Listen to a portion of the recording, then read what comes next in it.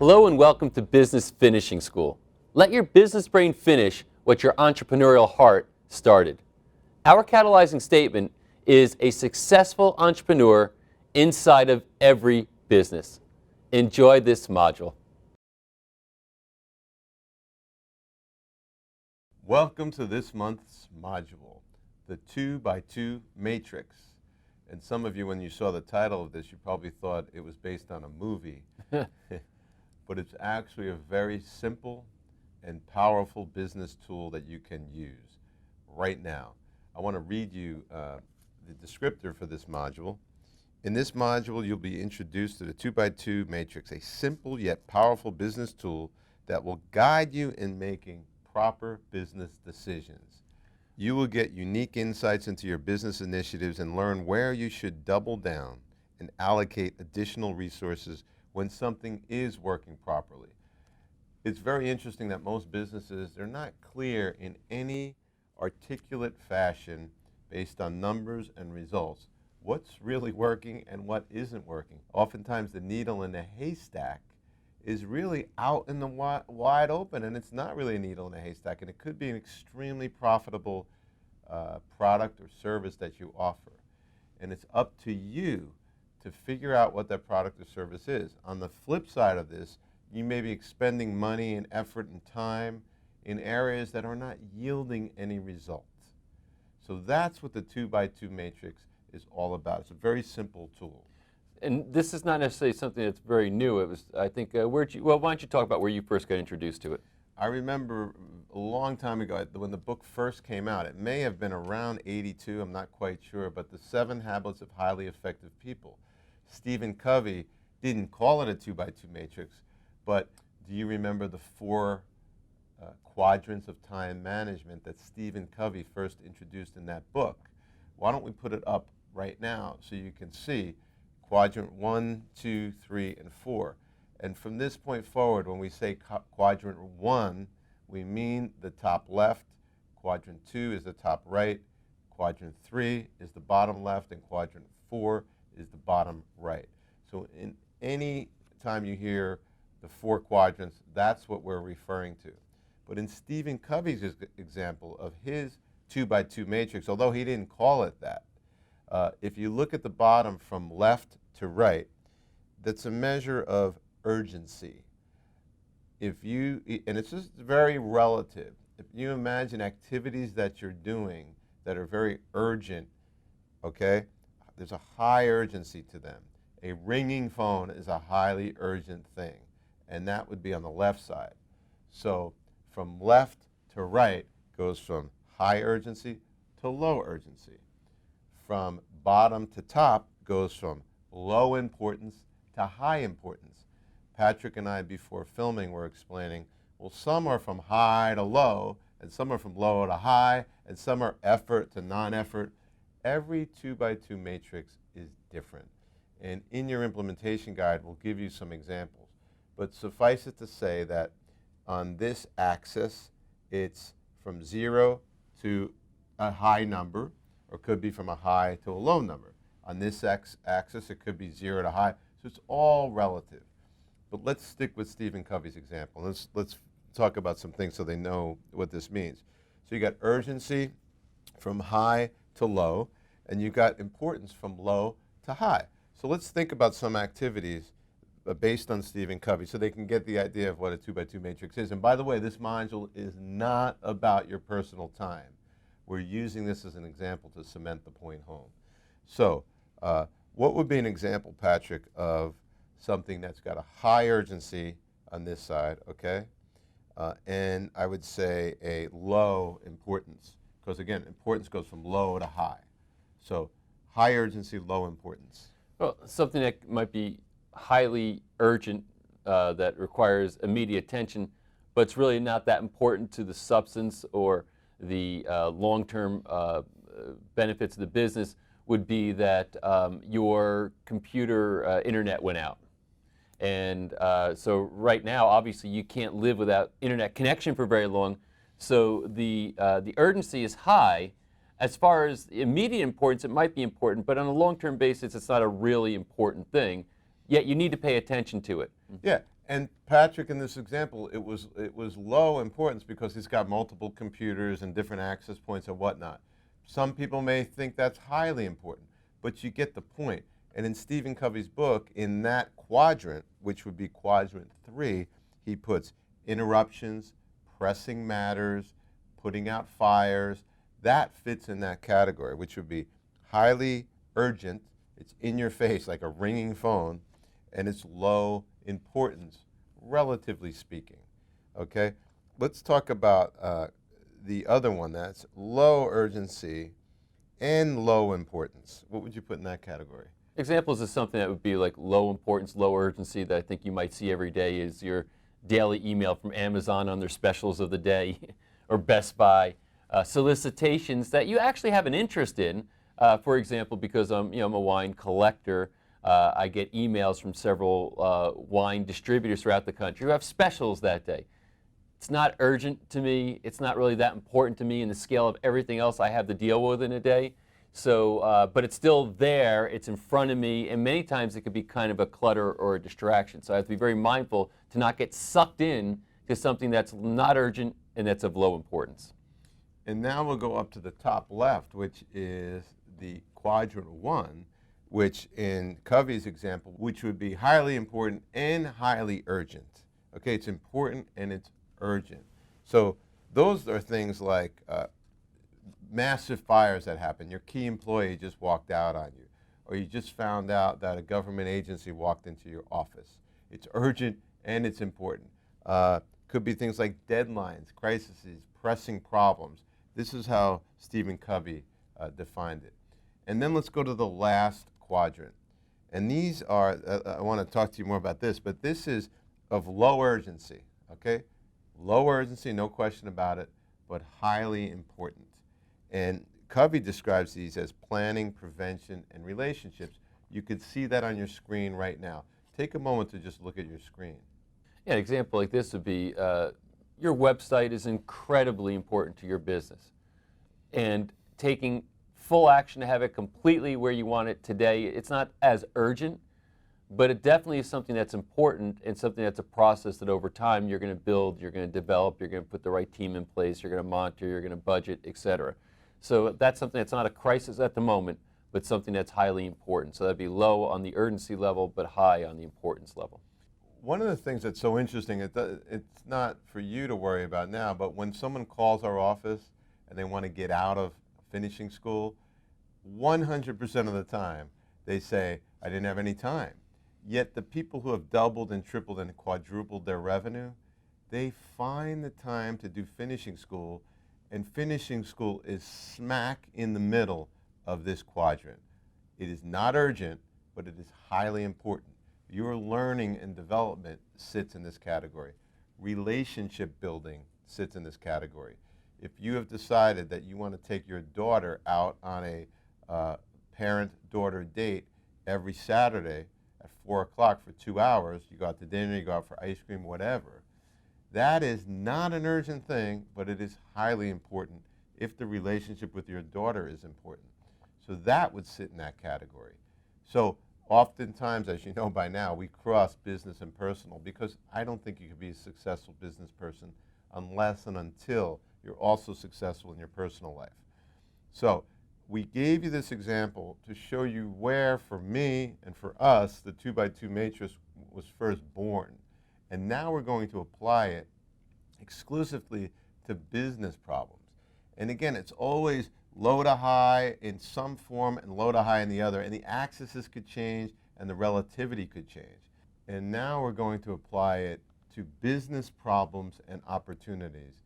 I have yet to find a better tool to help me prioritize business opportunities, business issues, business problems. Where do we start? Where do we end? What should we be doing? Where should our time be spent? The 2x2 matrix is a powerful tool that can help you. One of my colleagues and friends has an organization called Stagen, and they use the 2x2 matrix to help their clients get through important business decisions. Now, what really is a 2x2 matrix?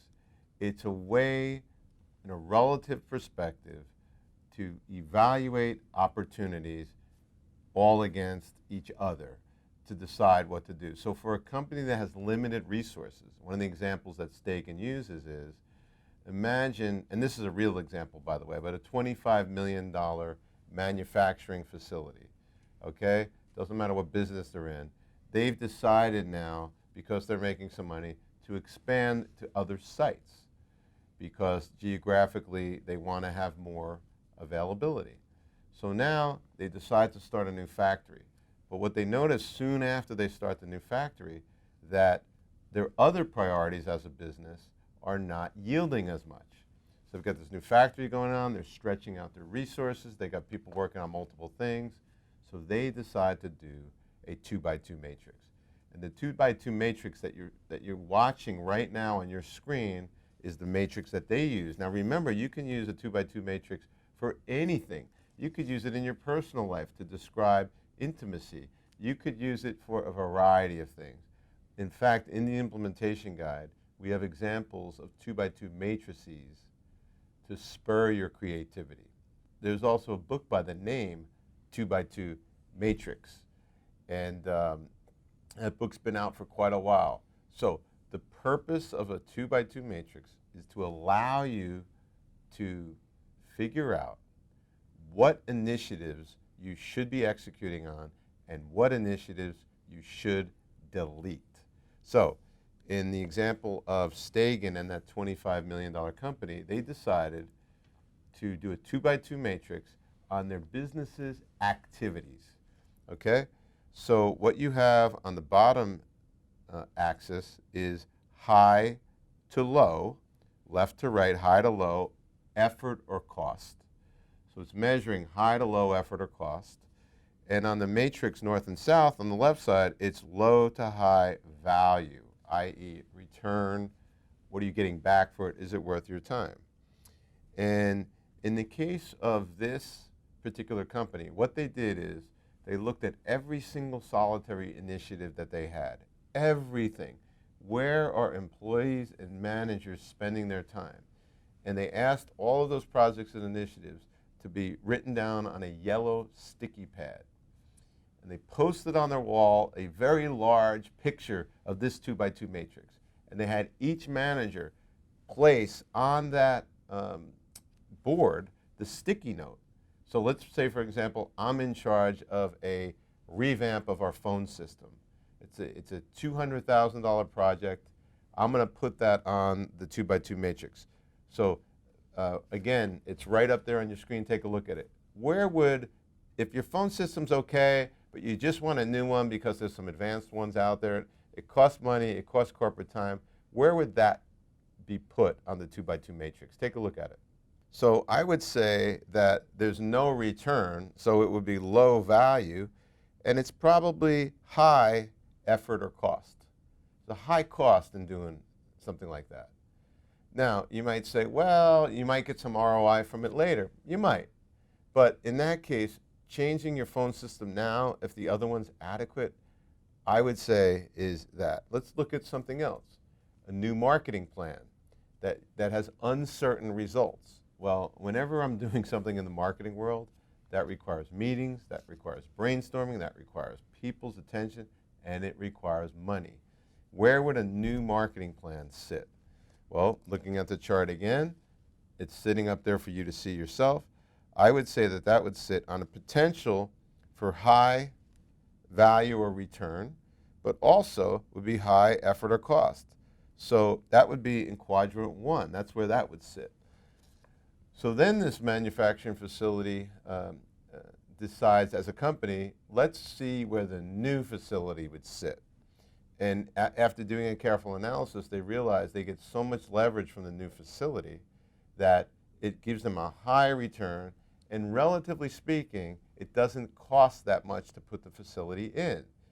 But the managers who are used to their existing jobs, they don't want to take on this new facility because they're already overwhelmed. But in this example, this $25 million manufacturing company, the new facility sits in quadrant 2, which is labeled do first. That is a high value, high return, low investment Relatively speaking, this particular manufacturing company was very light. They didn't require a lot of heavy machinery in their factories. They were basically just assembling things. But they got a lot of ROI from having their factories moved to the local market so they could be very close, so shipping costs go down. So what you could do as a company is you could take any activity that you're doing, any realm. You could do a 2x2 matrix on marketing. There's companies that have so many different marketing initiatives, most of which have no return and some of which cost a lot. What's the ideal marketing initiative? Costs less, returns more. And that's what this is all about. Prioritizing where your time and money and effort should be spent in your company. Look, I think that the thing is this. When we're trying to make decisions and business decisions, they live in our minds. So we have kind of this abstract methodology of trying to contemplate in our mind's eye what it is we're considering and then trying to move to a decision based on that. What the 2x2 matrix does is it brings it into a more objective reality, saying, let's take the stuff out of our abstractions in our brain and let's plot them on a matrix that's going to allow us to make decisions based on where they fall. So it really takes something that's more fuzzy and brings it into sharp focus. And it's uncanny because sometimes once you plot them, you're like, wow, that was really obvious, but we weren't seeing it before. And the beauty of this is that the 2x2 matrix is simple. It is something that's not complicated. It's not a tough routine to follow as far as utilizing a 2x2 matrix for varying types of decisions you want to make. But as far as it increasing the probability, using our lenses, using the probability of success, it's going to increase it many-fold. And then it becomes another habit or rhythm of the company to constantly utilize this in its decision-making. I've been in war rooms in the past where we ask all the managers in the room to write down on a sticky pad every single thing they're working on. And then we ask them to post it on the board of the 2x2 matrix. And it's so interesting how when it's my project as a manager, where do you think most people put their sticky? Well, clearly they put it on the high value, high return quadrant 2. And then after debating and evaluating and writing numbers on those stickies, like how much it costs and how much the return really is, over the course of an hour you start moving them into their proper quadrant. And you'll find when you do this with your staff, no matter what the initiative is, you can create a 2x2 matrix. Everybody wants to start in quadrant 2, which is the top right. They think it's high value, high return. Well, guess what? Most of the time they end up in the bottom left, which is delete, ignore, forget about, kill, put a bullet in it. What you really want is the simplicity, probability, and leverage methodology, which is you want a few number of moving parts that produce a lot of leverage, create the most value for your client, and allow your business purpose and catalyzing statement to be manifested. That's what you want, isn't it? There's another example of a 2x2 matrix when you're talking about great companies. Many have read Jim Collins' Good to Great. And we're going to put this up for you so you can see. But the bottom axis is from left to right, low to high profitability, low to high profitability. And this is a product. You may have many products or services in your company. Some are more profitable than others. So you can actually graph where your products fit. And then on the left axis, you go low to high on growth potential. So in this example, and we're putting it up right now, a cash cow, something that's producing a lot of cash that doesn't require a lot of investment, would sit on the bottom right. But fulfilling the vision of your business, like really fulfilling the vision of your business long term, would be the top right. Because ultimately, cash cows, they end up dying out eventually. So there's also some things with high growth potential, but they don't have an ROI associated. ROI meaning return on investment. So they would sit in quadrant 1 on the top left. So you're starting, as Pat said, you're starting to get focused around how you can use this. And the truth is, You can use a 2x2 matrix for anything. Just to have some fun here, oftentimes I have a friend, whenever I go to New York City, they always want to debate what restaurant we want to go to, okay? So to have some fun, so really, really shapes the conversation, you could create a 2x2 matrix on restaurant options. And you could have on the bottom low to high in terms of cost, and you could have low to high in terms of convenience, or low to high in terms of taste, or low to high in terms of service. And you know, McDonald's tastes good, but clearly it's not a great experience. Or you get the point. And you may find that both of you can only agree on one restaurant to go to because you set the terms. What we want to do is the highest value and the best taste, and what sits there. And you may only have one option left that sits there that you both agree on. So you get an idea of what this could be used for. So I think you get the idea about the 2x2 matrix. Let's now get into some applications.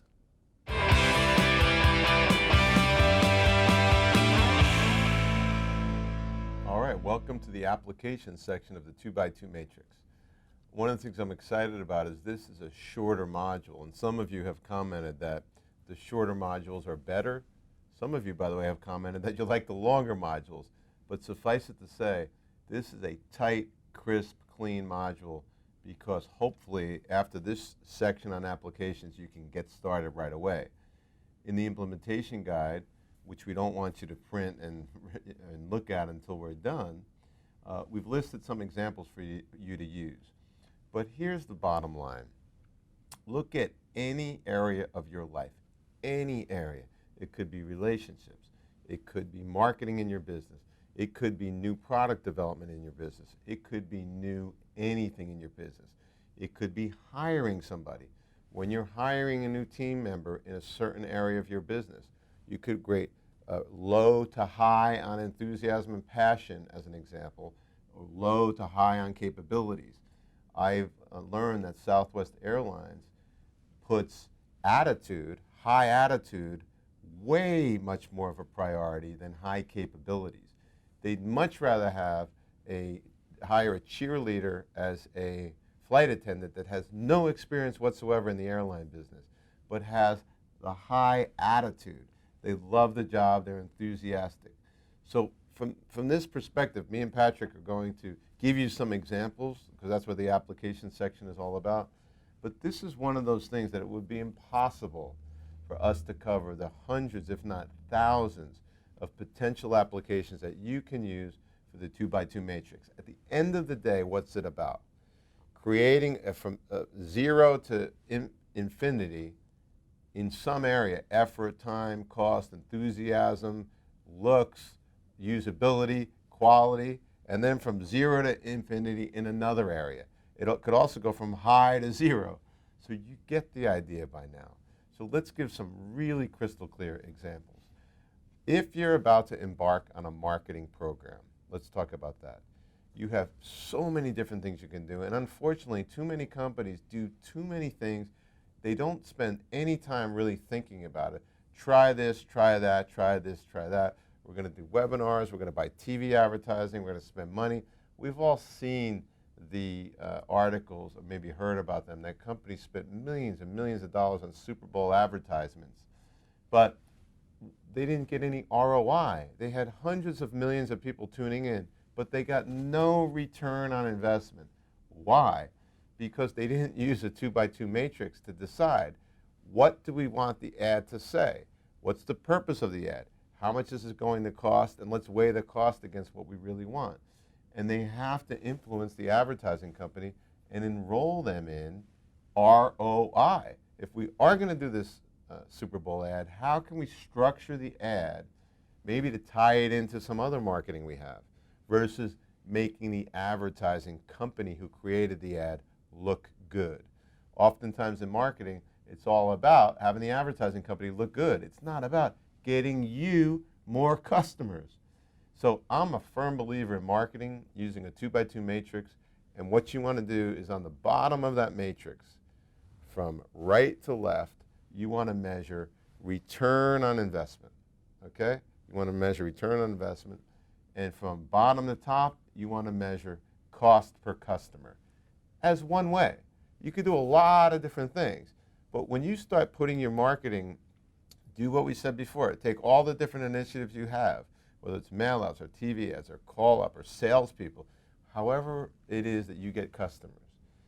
Put it on a yellow sticky, put it up there, and what you'll find is that you have some super high return marketing initiatives that you may not even realize. I know for Patrick and I, when it came to this business, we realized that one of the things we do that costs almost zero is educational webinars. We send an email out, have an educational webinar. At the end of the webinar, we say, if you like what you heard, why not join finishing school? And we've gotten many, many clients from that. And it's a very simple thing. It doesn't cost a lot. Yet, we've spent a lot of money on things that don't yield anything. So we eat our own cooking. We're now using the 2x2 matrix to decide exactly where all of our resources, at least from a marketing perspective, will be going toward.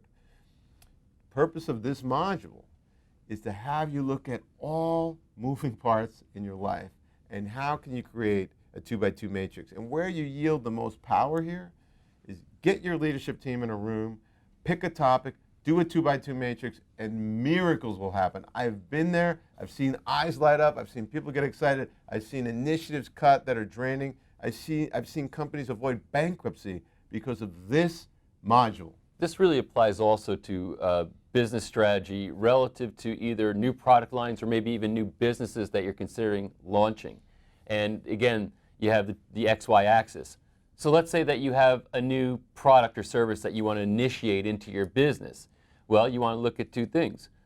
Maybe across the bottom on the x-axis, you're going to go from low to high complexity, or low to high effort. How hard is it going to be to create this thing or to put it into reality?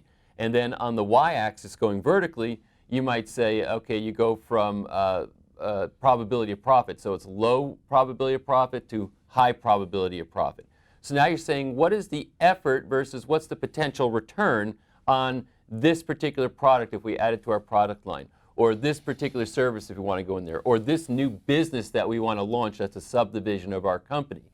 And it's interesting how quickly you start to notice things in that realm, because what happens many times, and entrepreneurs I think are especially, I don't want to say guilty of this, but they're afflicted with this, is that we get excited about something. You say, wow, this would be a really great product. Our people would really, really love this, etc. And next thing you know, they're like, yeah, we got to do this. It's aligned with our purpose. But then they put it on the 2x2 matrix, and suddenly you're saying, well, that's a pretty complicated thing. And when we look at it, even if it succeeds, the amount of return we're going to get for adding that complexity to our business, suddenly it doesn't look so good, and it shouldn't, and the excitement should wane. So what happens here is that it allows us to get ambitious and excited, but also to govern our blind excitement that entrepreneurs have with the reality of what the probability is of outcomes of success as we were to implement such a thing. So take whatever ideas you have, and you're going to find sometimes, and this is a tough one for me personally, sometimes the most mundane things that you're considering are really the best decisions you could make. And those really exciting things that are the shiny pennies that you want to chase and put out there turn out to be not the best things for your business. And that's what the 2x2 matrix does. It kind of settles you into a rational approach towards decision making.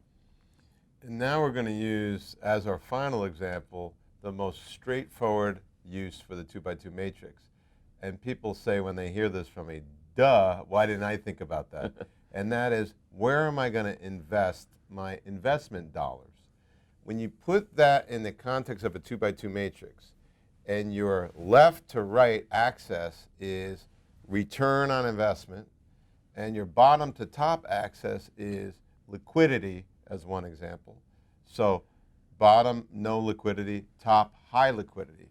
Where would you put, for example, investing in a private company that your brother-in-law started? Well, is your brother-in-law Warren Buffett? Or? That's a good question. Right. But the probability is that that's low liquidity, low probability of success. And when you look back into all the investments you've made, you're probably saying to yourself, wow, I could have created a 2x2 matrix for many different ways to measure investment. You don't have to measure liquidity. You could measure, for example, effort. Sometimes we make investments in things that require immense effort.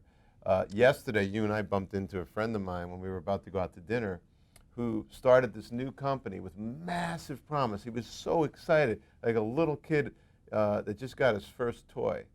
And when he was explaining the idea to me, I said, that new business is going to require you to raise a lot of money. It's hard to raise money in this environment. What are you talking about? That's crazy. So if he were to do that new business investment as an example of effort, how much effort is it going to be for him to start making money and then return? So as it happened over the course of the next 2.5 years, he invested an immense amount of effort for zero return. And that effort that he invested also required him to invest a lot of personal dollars.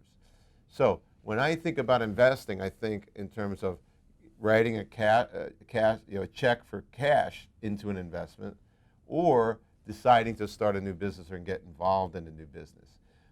I know for you personally, Patrick, you've been involved in many business ventures, some successful, some not. But had you had this tool, where would you be right now? Well, as I said earlier, I'm guilty of getting excited about an idea because I think it's really cool, but the 2x2 matrix would have cooled me off on it if I really just plotted it right. Exactly. And oftentimes as entrepreneurs, starting new businesses or investing our time in new businesses, we're like the manager that always wants to put their sticky for their project where? On the most important. Yeah, and the highest return, all that. They want to go on the top right. And by the way, you want to orient every single 2x2 matrix that you create such that the top right, quadrant 2, is the most favorable, preferential place that you want to be.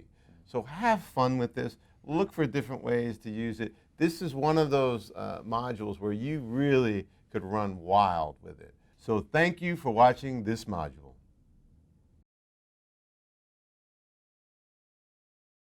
Thank you for watching this module of Business Finishing School. Let your business brain finish what your entrepreneurial heart started.